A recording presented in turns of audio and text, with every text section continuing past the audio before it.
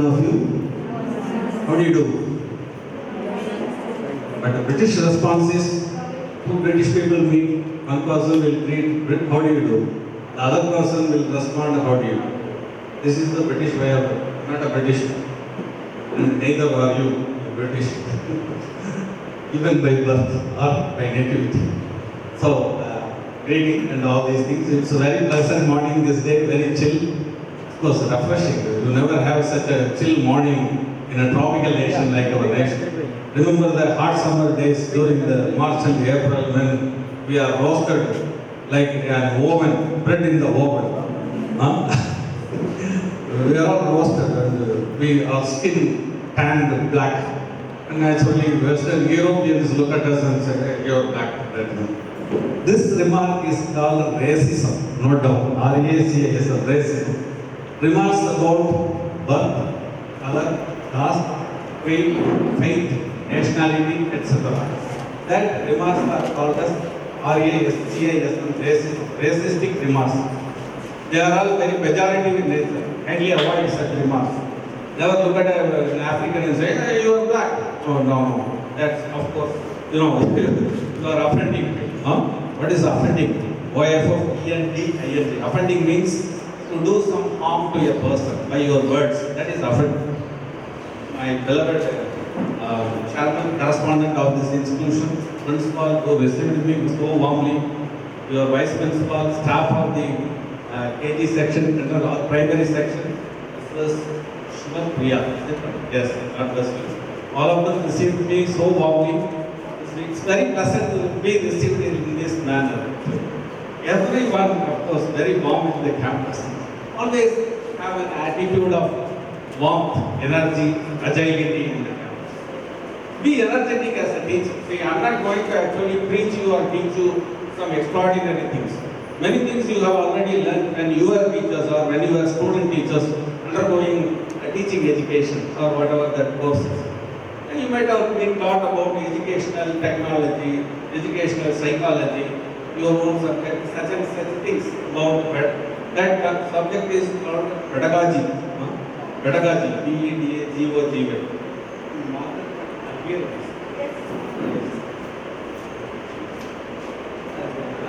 Yes, pedagogy. So, pedagogy is the art of teaching or the science of teaching. And you are all pedagogues, am I right? Can you learn one more word? Pedagogue.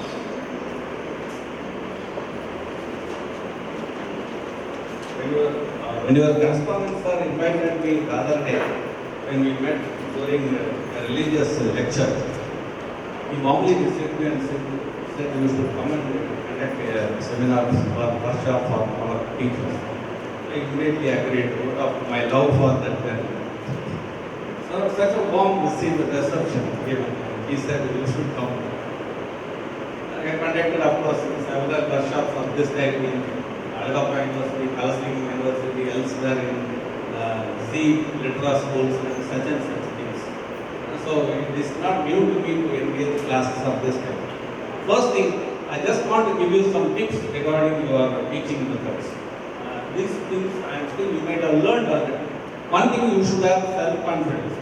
When you are engaging a classroom of say 20, 30 or 40, whatever it is, you shall have to have confidence in facing the class. What is that confidence?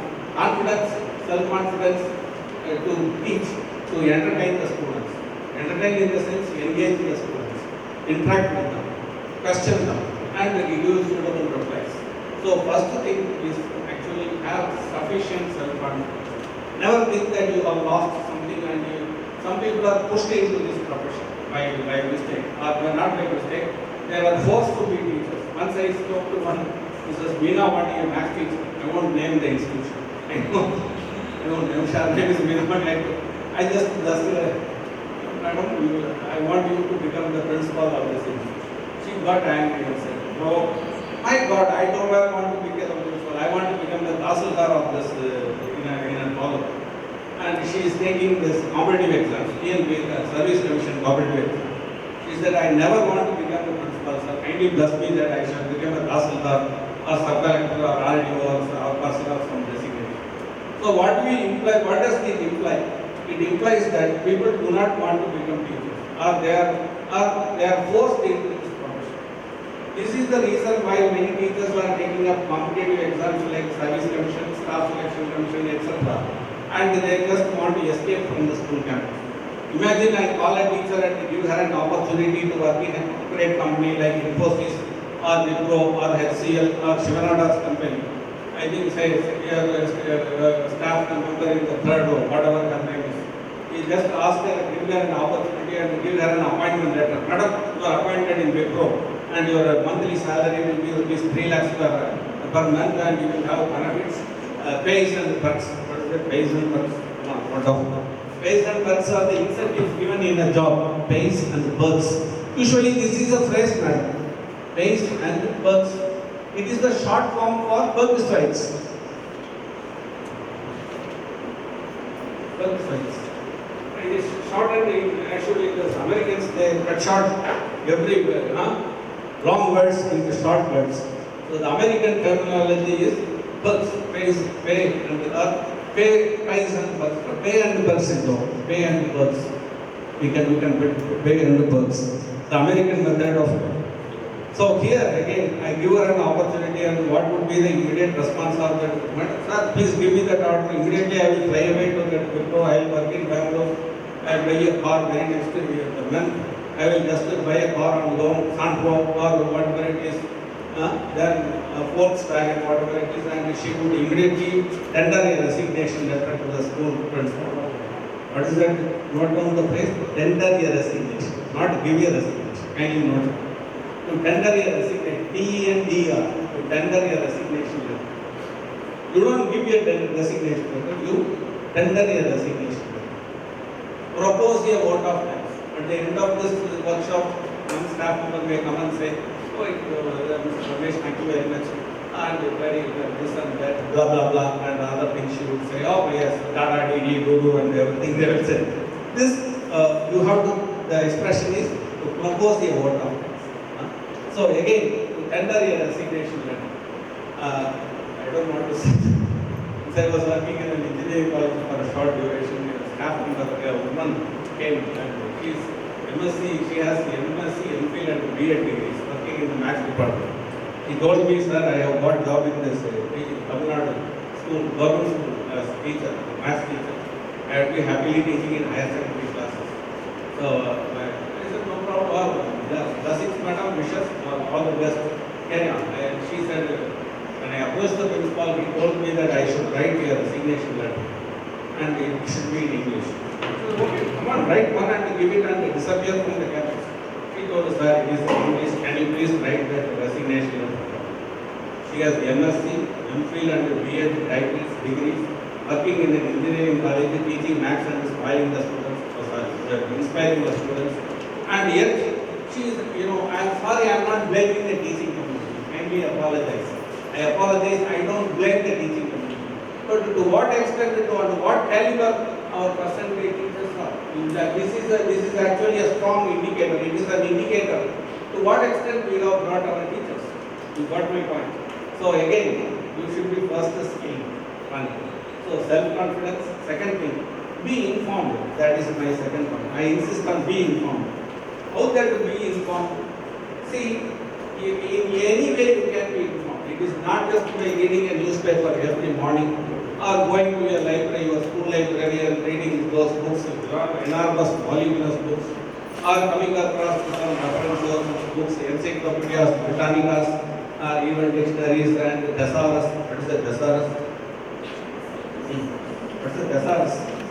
A thesaurus is a book that is actually a reference book that actually tells you the equivalent words or synonyms of your word without the meaning. A thesaurus is a reference book which is, thesaurus is not for reading, it's for reference. See, I make it a point, dictionaries, encyclopedias, thesaurus books are reference books. They are not meant for reading. You don't open a dictionary, Lisco dictionary or Oxford dictionary and start reading from end to end or cover to cover. You never do that. It's boring. How do you read a dictionary from cover to cover. No one would do that. It's such a mechanical job. Well, here what you have to do is, SRS is a book that gives you the synonyms of every word, maybe 5 or 6 or even 10, without the meanings.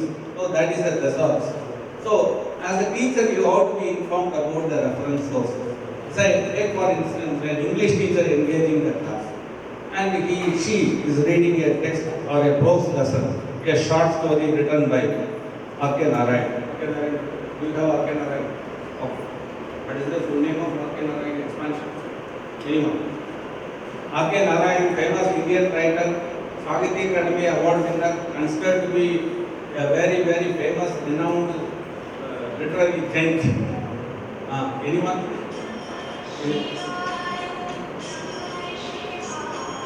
Rasipuram Krishna Swami Narayan.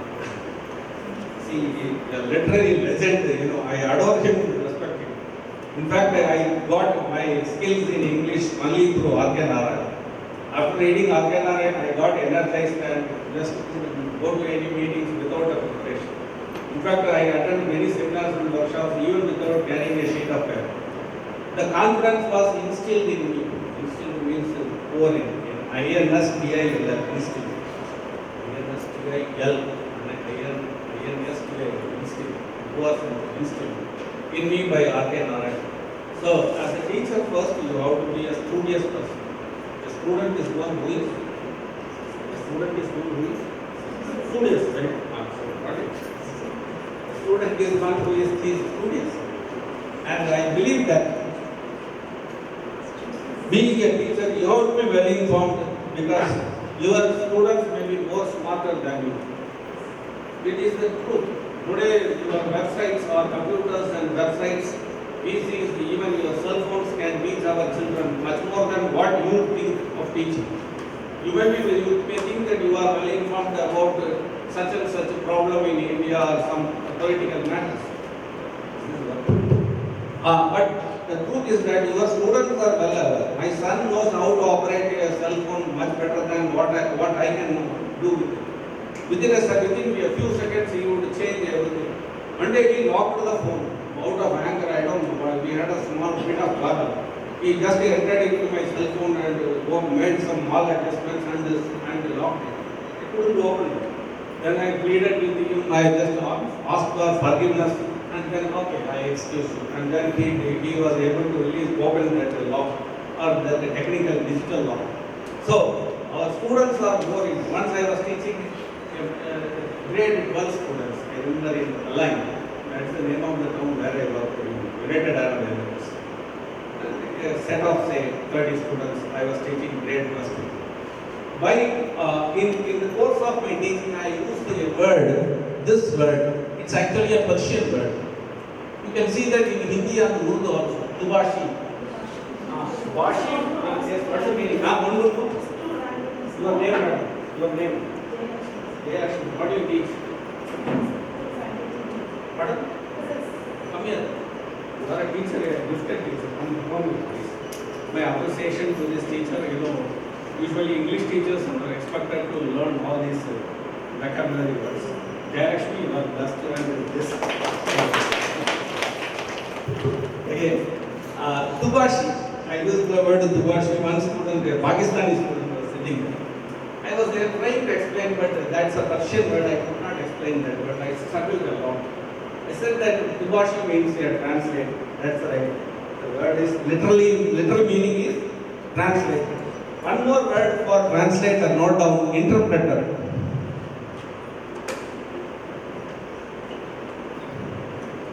You might have come across this American Christian preachers, evangelists who come to our state.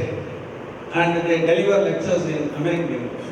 You will see a Christian pastor standing nearby and he would translate everything line by line.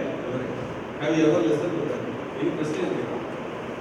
Yes, madam. You might have come across American convention. They call it as conventions, where an American preacher comes and stands, and our Tamil pastor from Tamil church would stand nearby And the American preacher would say, guys, it's going to do a miracle today. Guys, it's going to receive you. Guys, it's going to meet you. Guys, it's going to heal the sick. Guys, it's going to make the lame to walk. Guys, it's going to make the blind to see. This is the spirit. Right now, he would say. And this thing would be translated sentence by sentence. All of a sudden. I am sure I challenge even our English department teacher can never do that translation. I have really seen this wonderful thing done by a Christian pastor. I am sure he might not be an English graduate. Had he been an English graduate, he might not be doing that job. He might have opted for some lecturer job in elsewhere. But that gentleman is able to translate sentence by sentence. Immediately, flash, just at a flash, big flash, he translates sentence by sentence without referring to any books. Whatever that American gentleman speaks, he is able to translate how these things are occurred. Make the point, you gain everything only by reading, not by watching. Always believe that your learning comes only through reading. I remember that in my days we never had such a facility as you have got. Your Android cell phones, your laptops, even these projection devices. We were forced to go to a library, make references, do references laboriously. You remember when I was sitting in MA classroom 2 years, English literature. I remember my professor, my God, that gentleman's soul, let him rest in peace. Dr. B. Dayaram, a veteran in teaching Shakespeare. He would be sitting just 5 feet away from me, facing me.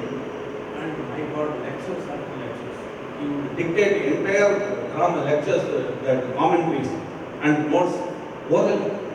The gentleman actually had some handicap problem and he was handicapped right on he lost his right hand in an accident and he was able to dictate the whole lesson thing, all the lectures orally. And we were forced to take everything, note down everything in the classroom.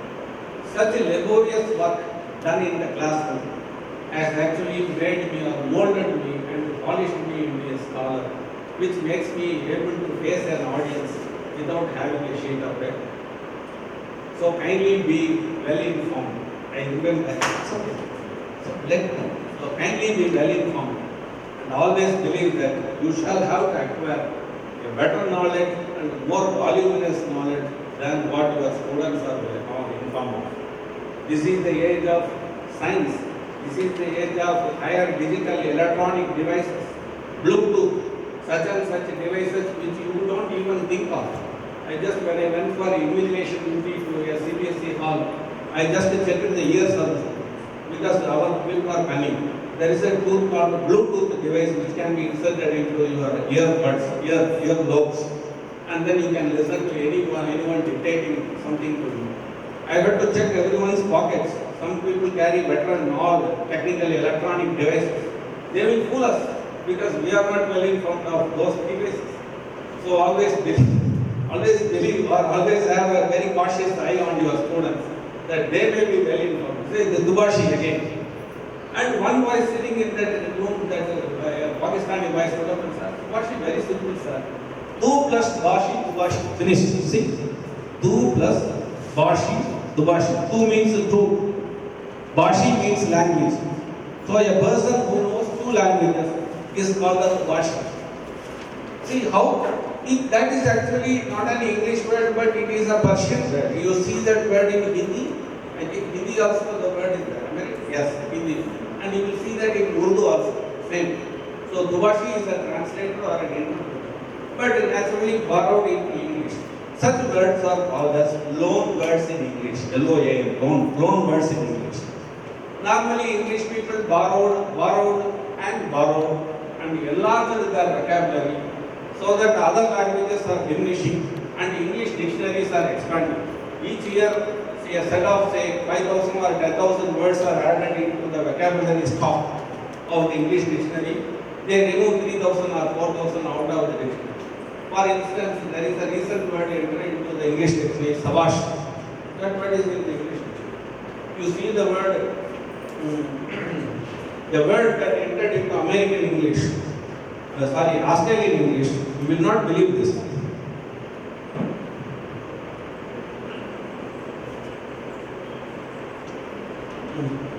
Read it. Read. What is it?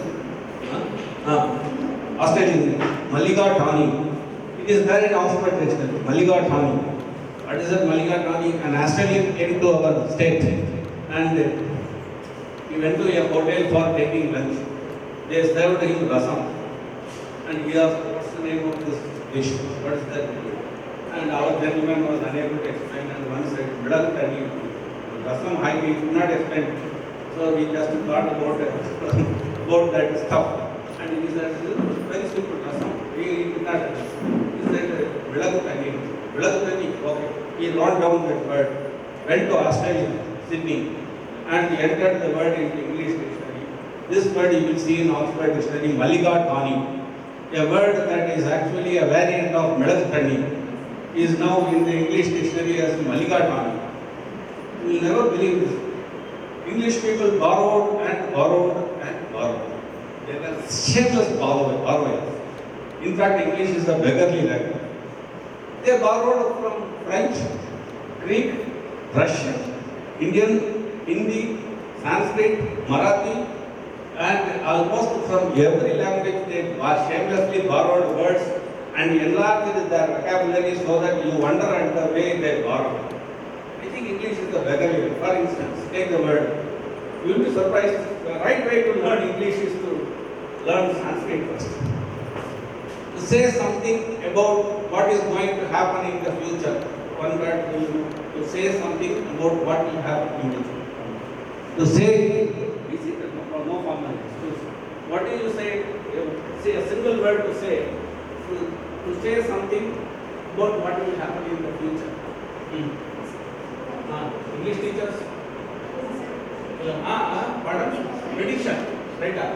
What does? Astrologer makes predictions. Am I right? Astrologer.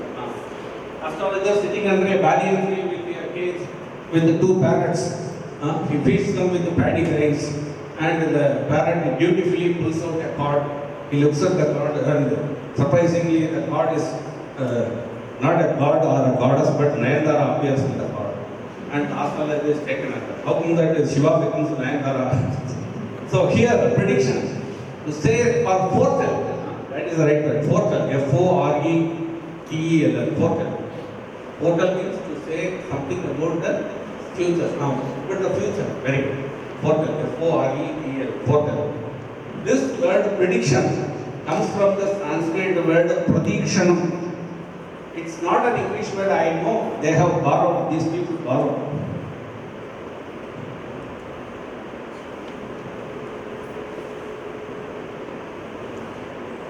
Any Hindi teacher here? Am I right?